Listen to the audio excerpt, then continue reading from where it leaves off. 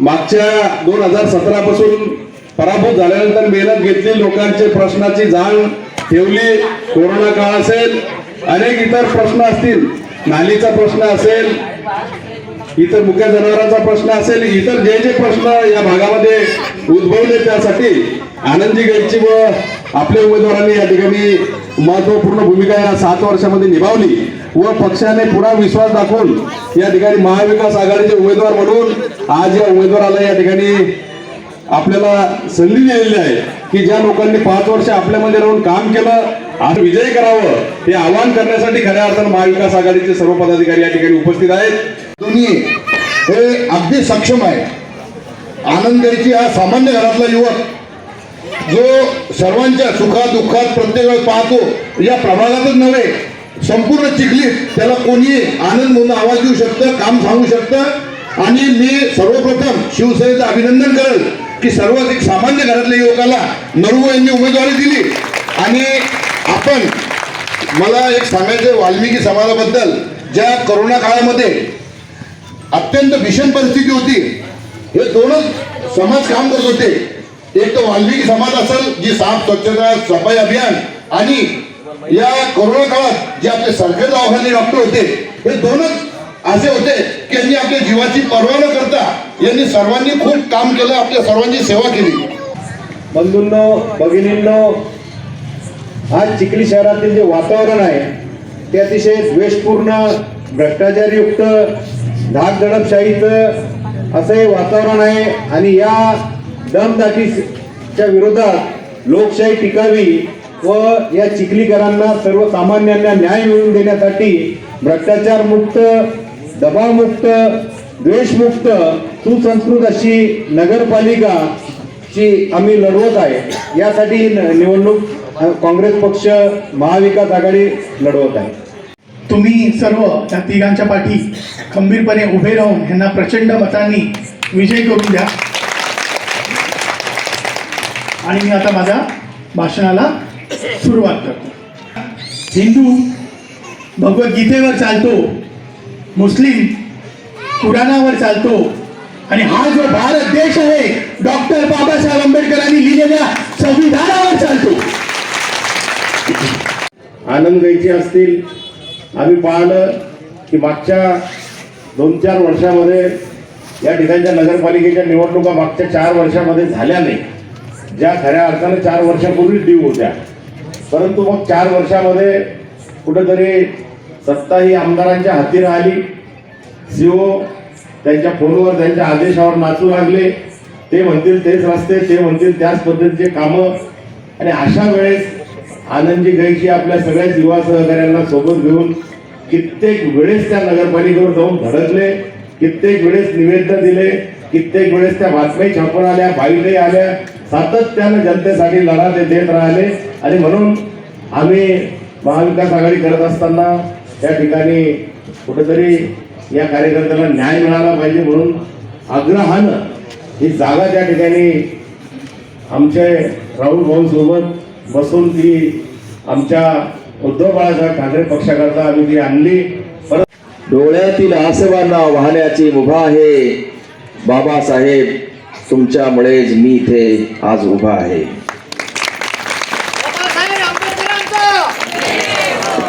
आपल्या सगळ्यांचे प्रेरणास्त्रोत परमपूज्य बाबासाहेब आंबेडकर, रयतेचे राजे छत्रपती शिवराय आज ज्यांच्या पुण्यतिथीच्या निमित्तानं समता दिन म्हणून साजरा होतोय, असे समतेचे जनक महात्माजी ज्योतिबा फुले, राजश्री शाहू महाराज, राष्ट्रमाता राजमाता जिजाऊ, अण्णाभाऊ साठे, सर्व थोर महापुरुष तसेच सर्व संत मंडळींना विनम्र अभिवादन करतो. त्या दुसऱ्या कोणतं नगर होतं ते बुद्धविहार या ठिकाणी अतिभव्य स्वागत केलं. आणि या ठिकाणी सुद्धा जे स्वागत केलं त्याबद्दल चिखलीकरांचं मी मनापासून आभार मानतो, कौतुक करतो.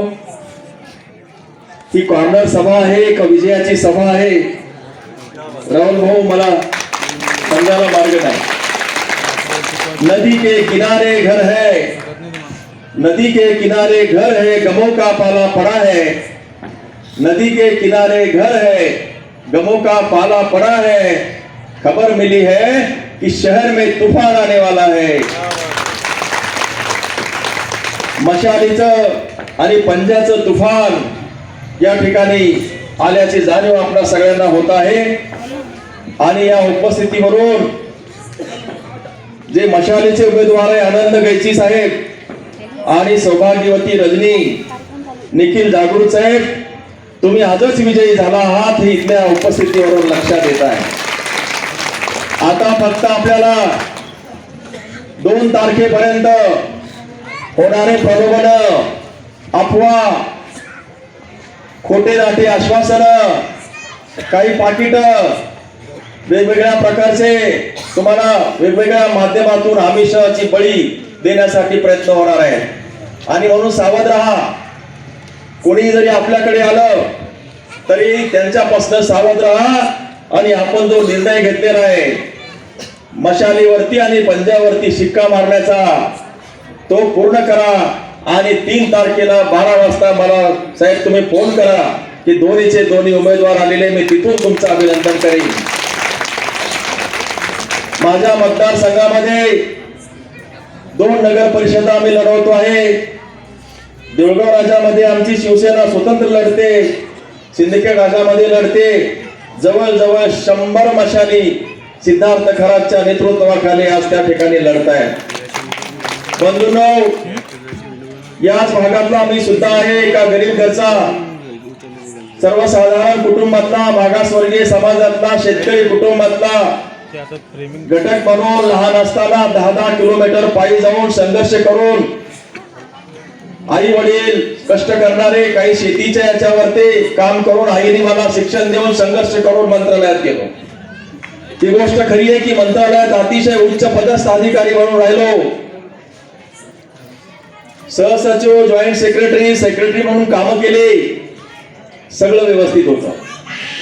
परंतु असं घडलं की 3-3.5 वर्षापूर्वी माननीय उद्धव बाळासाहेब ठाकरे साहेब मुख्यमंत्री असताना महाविकास आघाडीचं सरकार होतं। मी त्यावेळेस मंत्री महोदयांच्याकडे सेक्रेटरी होतो आणि माननीय मुख्यमंत्री महोदय त्यावेळेस उद्धव साहेबांचं काम चांगलं चाललं होतं। कोविडचा पिरियड होता, आपल्या सगळ्यांना माहिती आहे।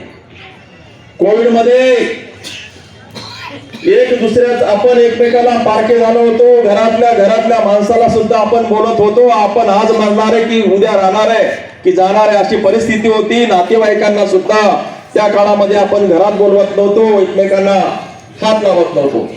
अशा या परिस्थितीमध्ये उद्धव साहेबांनी या महाराष्ट्राला सांभाळलं, महाराष्ट्राची कुटुंब प्रमुखाप्रमाणे सेवा केली।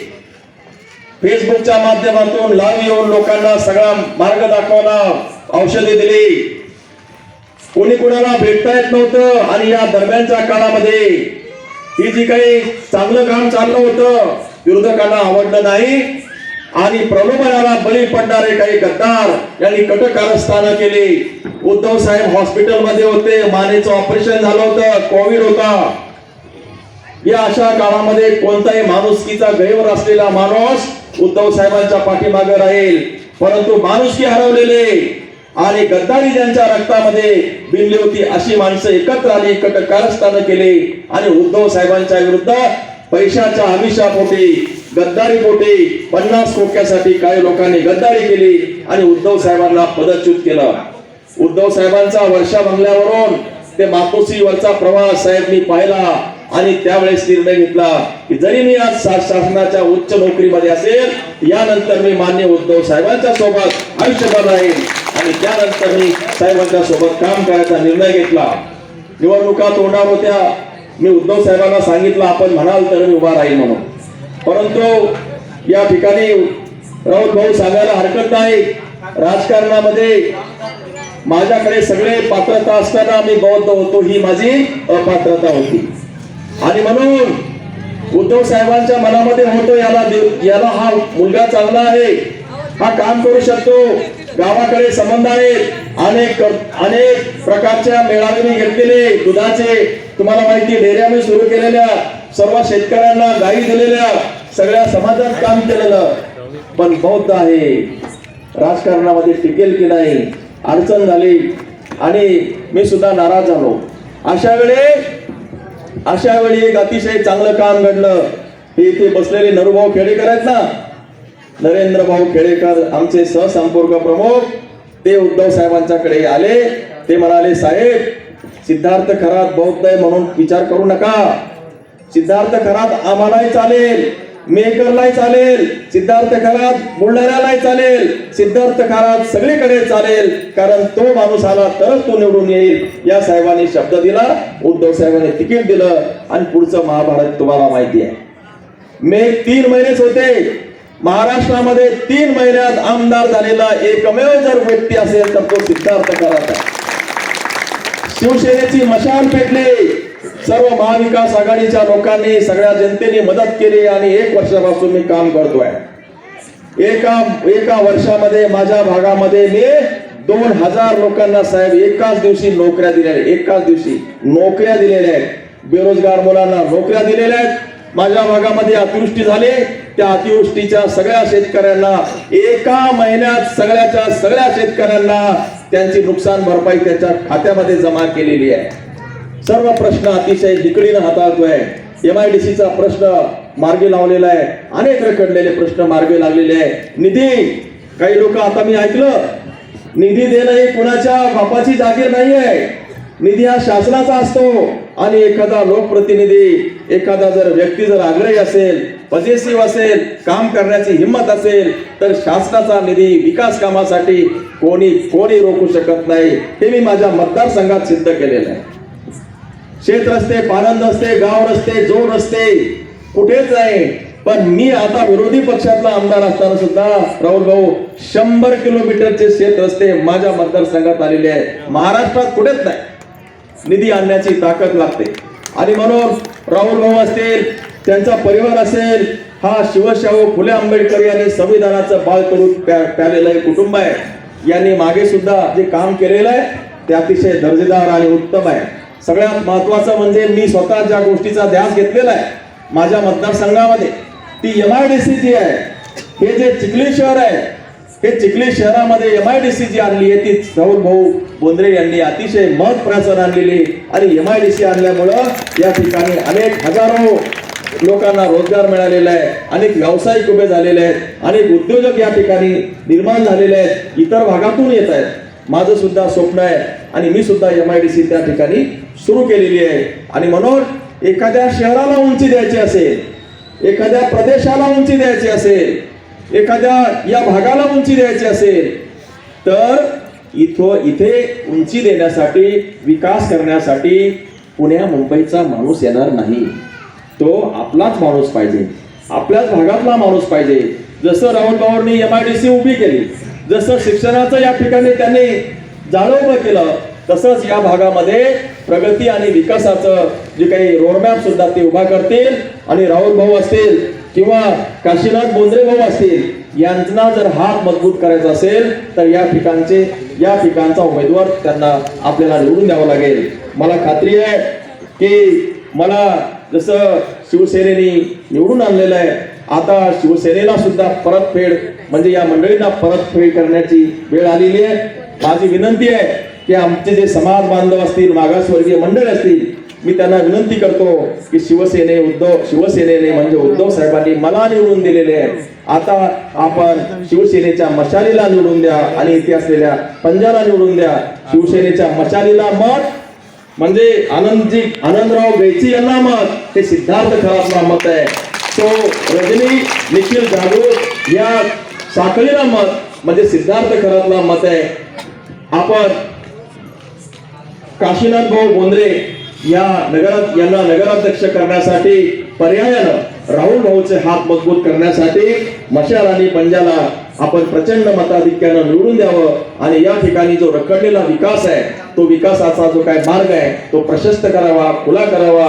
राहुल भाऊचे हात मजबूत करावे, बोंद्रे कुटुंबियांचे हात मजबूत करावे अशी विनंती करतो. थांबतो. विकास आघाडीचे नगराध्यक्ष पंजा, आनंद गैची यांची मशाल आणि रजनीकांत जागृत यांचं पंजाब यावर आपण मतदान देऊन त्यांना निवडून द्या ही अत्यंत आग्रहाची आपल्याला सगळ्यांना विनंती आहे.